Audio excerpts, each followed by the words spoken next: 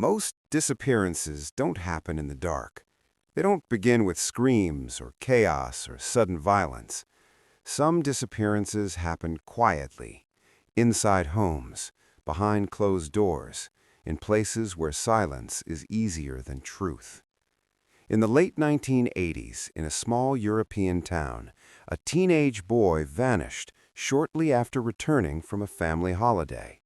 At first, there was concern, then explanations, then acceptance.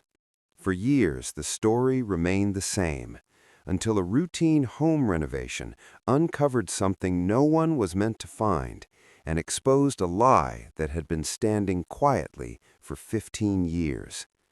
Before we go back to where this began, take a moment to subscribe to the Old Unseen Stories.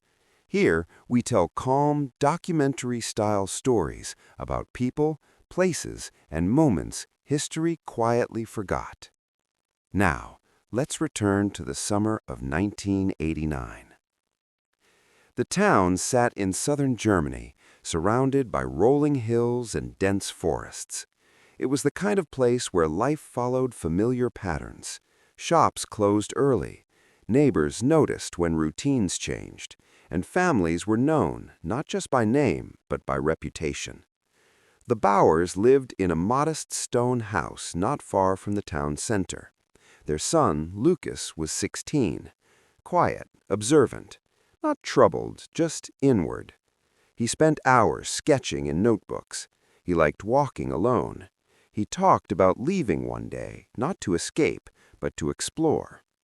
That summer, the family took a holiday trip together, a few days in the countryside near the Alps. It wasn't unusual. Families did this every year. There are photos from the trip. Nothing dramatic. Lucas standing slightly apart, hands in his pockets, his parents smiling toward the camera. To anyone looking back now, it appears ordinary. But later, people would say something about Lucas seemed different when they returned. Not angry, not afraid, just quieter. They came home near the end of August. School was about to start. Life resumed. And then, quietly, something shifted. In the days after the trip, neighbors heard raised voices from the house. Nothing violent, nothing alarming enough to intervene, just an argument. What it was about, no one could say for certain. Some later claimed Lucas wanted more independence. Others said he seemed distant after the holiday. A few days later, Lucas was gone. His parents told police he had run away. They said he was unhappy, that he had talked about leaving before, that he didn't want to stay in the town. There was no note, but there was also no immediate panic. In 1989, teenage runaways were not treated as emergencies, especially boys his age. The police took the report, they asked a few questions, they noted the explanation, and then they waited. The case was filed under voluntary disappearance. Posters were made, briefly. A few neighbors asked questions, but the story had already been told. Lucas left, and slowly the town accepted it. Sympathy turned into quiet judgment. People lowered their voices when his name came up, and then the conversation stopped altogether. The 1990s passed, then the early 2000s. The missing posters faded in the sun. Searches were never expanded. No new leads appeared. Lucas became a memory, then a rumor, then a story people told as if it had already been resolved. His parents continued living in the same house. They declined major renovations. Certain rooms stayed locked. Repairs were delayed for years. Some neighbors noticed. Most didn't ask, because the story had already settled into place. A lie, when repeated often enough and quietly enough, becomes history. New families moved into town.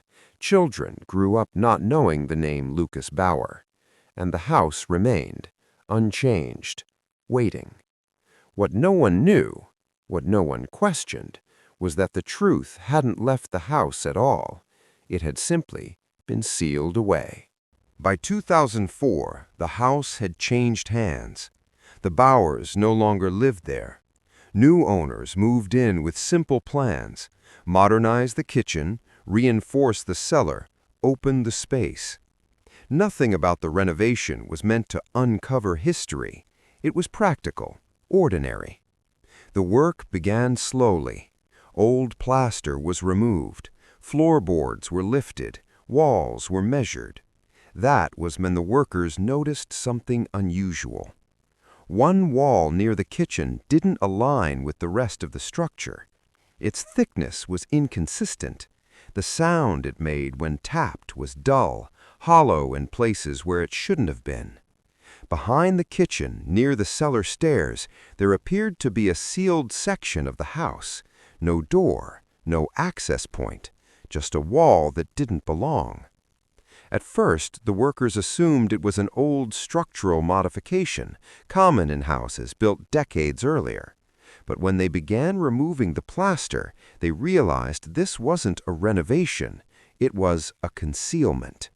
Sound, plaster cracking, tools pause. Behind the wall was a narrow opening, bricked shut. The bricks were old, carefully placed, not part of the original construction. The opening led downward, into a hidden cellar space. When they shone a light inside, the air felt wrong, stale, untouched, preserved by silence. They stepped back and called the police. Music, drops lower, controlled tension. When officers arrived, the renovation stopped. The house was sealed. Inside the hidden space, investigators found personal belongings, clothing, a notebook, shoes, items that didn't belong to the new owners, items that had never been reported missing. Then, deeper inside the space, they found what no renovation ever expects to uncover: human remains. The discovery went beyond objects. The house, quiet for 15 years, became a crime scene again. Forensic teams worked carefully. What they found